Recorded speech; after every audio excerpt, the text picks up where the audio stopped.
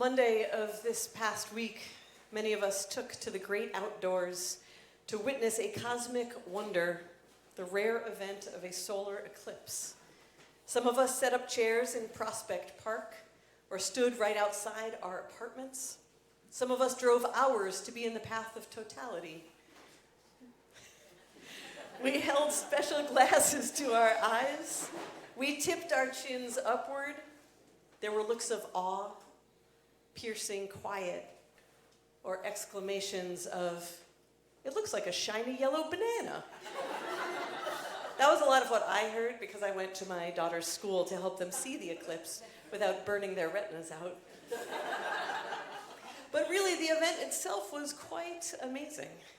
And not just for the celestial grandeur, the crescent sun, or its eerie shadows. But it was also quite amazing not just to look up, but also around. It was like every person you saw in that 2-hour period was stopping, gazing, taking part.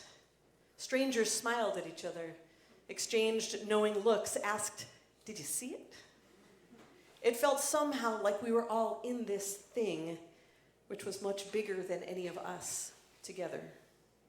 Dr. Kate Russo, author, psychologist, and self-proclaimed eclipse chaser, wrote of her first ever eclipse.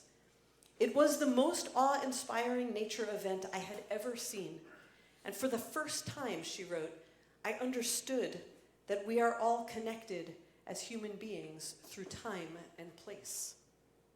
All connected as human beings. It seemed to have this impact on us too. And it wasn't just the eclipse itself that contributed to this feeling. In the days leading up to the eclipse, people posted warnings on social media about how to prevent eye injury, how to avoid fake glasses, and stories of people reminding their Uber driver not to look at the sun with bare eyes.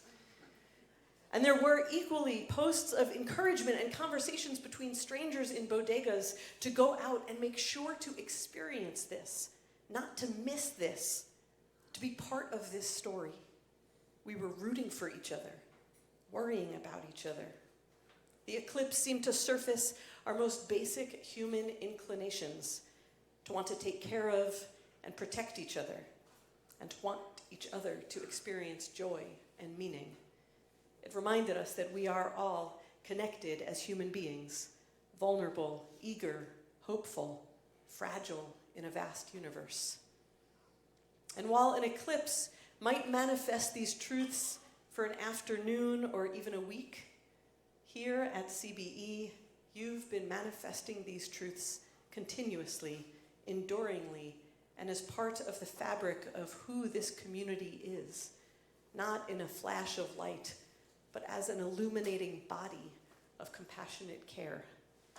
Tonight is Chesed Shabbat, on which we honor our Chesed team, those who have gone to great lengths to take care of and concern yourselves with other CBE members, often strangers, who were grieving or suffering or had family members who were sick, and those who showed up as community for joyful new beginnings and celebrations too, rooting for each other, worrying about each other. And Chesed Shabbat equally honors those of us, myself included, who have asked for or given into support when we needed it most. Because while it might be our most basic human instincts to want to care for each other in our most difficult moments and to celebrate with each other in our highest heights, it is equally our human instinct to retreat when we are suffering and demur when we are celebrating. We learn somewhere along the way that it's embarrassing to need help or to be a burden or to appear vulnerable, so we hide away. But if you are a person who has accepted the loving care of a Chesed team member, that is an act of great courage, and that is the foundation for a community of great humanity. Chesed Shabbat is, in fact, a chance for us to lift up a holy equation, a covenant, really, that we will be a community that reaches out with compassionate support, and we will be a community that willingly receives and accepts support when we need it. For this is the essence of what it means to be in sacred community with one another. Our tradition has what to say about this holy equation, this covenant of care. And it comes in Torah this week in Parshat Tazria, of all icky places. Thank you. Say icky? I said icky. Tazria is a kind of icky Torah portion. I'm not going to talk about the ickiest of parts. But it's not icky. We read this week about what happens when a person within a community gets sick. And not with a cold, and not with a stubbed toe, but in a way that breaks them, maybe even reshapes them. When a person presents with a disease called tzara'at, which is both ubiquitous in Torah times, there are 2 Torah portions dedicated to it, but is also clearly cause for alarm. When that happens, the person goes to the priest. The priest assesses them, touches them, sees them in their pain. If the disease is contagious or potentially so, the priest isolates the person so that no one else gets sick. But also, the priest stays present in their life. He revisits them in 7 days to see how the person's healing is coming. How is their body? How is their soul?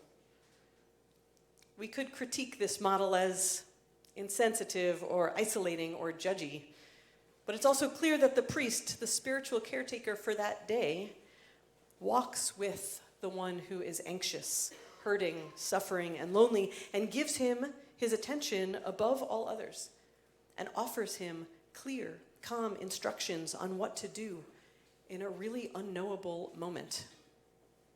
So we have some version of the caretaker, the one who puts their hand in the air and says, I can help. Now, we don't have priests today, but Torah reminds us that we, the people, are called Mamlechet Kohanim, a kingdom of priests, each of us able to step into the role of the Chesed team member, ready to walk with anyone who needs it, to be that side of the holy equation. So what of the other side? The text says this, V'hatzarua, the one with tzara'at, Begadav yehiyu ferumim, they will tear their clothing and cover their upper lip, V'tameh tameh yikra, and they will call out, impure, impure, identifying themselves.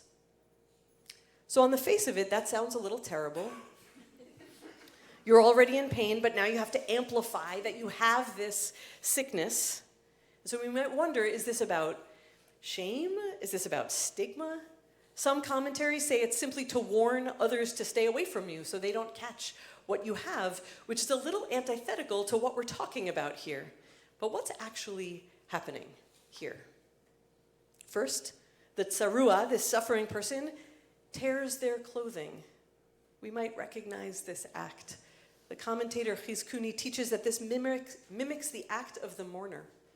So the community should see past their physical sickness and notice their grief, their broken heart, their anxiety, their loneliness, their isolation, and see them not as a pariah, but as a person.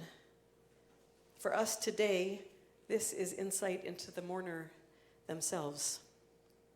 Second, the tsarua covers their mouth from sort of the nose down.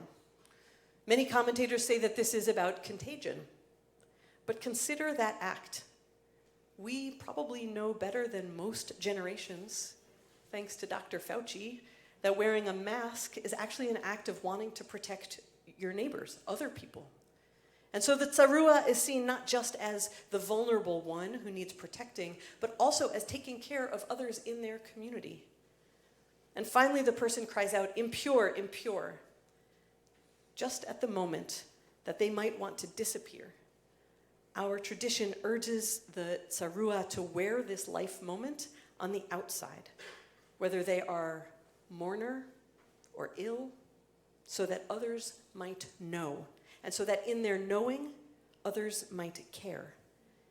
If there had been a fear that by doing so, by having this person call out tameh tameh, the community would have negatively reacted, or would have alienated, or would have banished them, no way would that have been our tradition's guidance. Instead, a person calls out to a person, and an empathy is expected to grow there. A holy and courageous equation is proposed, and a solution comes into being. The priest caretaker and the tsarua, mourner, suffering one, creates a sacred unit of a community that matters. Long ago, when the rabbis determined the laws around saying Kaddish Yatom, the mourner's Kaddish, they knew the same truths that we know today, that when we have a loss and we're deep in grief, our inclination is to retreat and think, no one could possibly understand my pain or make this better. And so in their wisdom, the rabbis required a minyan, 10 people at Kaddish. Traditionally, the mourner cannot say Kaddish without welcoming people into their hardest moment, and their congregation is legally obligated to show up and respond to the mourner's words, a halacha of not aloneness. In equal wisdom, you, members of the CBE Chesed team, and you, receivers of care, have entered into the same covenant, the same equation, the same acts of humanity and trust and love. And you know, and we know, as the rabbis did, that part of being in that equation is also knowing that our roles in it are fluid, that at some point we will all have the chance to be the caretaking priest, and at some point, no matter what we do, we will all be the tsarua, grief, illness, a loved one's suffering, anxious unknowns. We can't opt out of these in this life. So we try to make the ground fertile for moving between these roles. These life moments are the great equalizers, reminding us that we are all, in fact, connected. As it was under the waning rays of the sun, we are all in this thing which is way bigger than any of us together.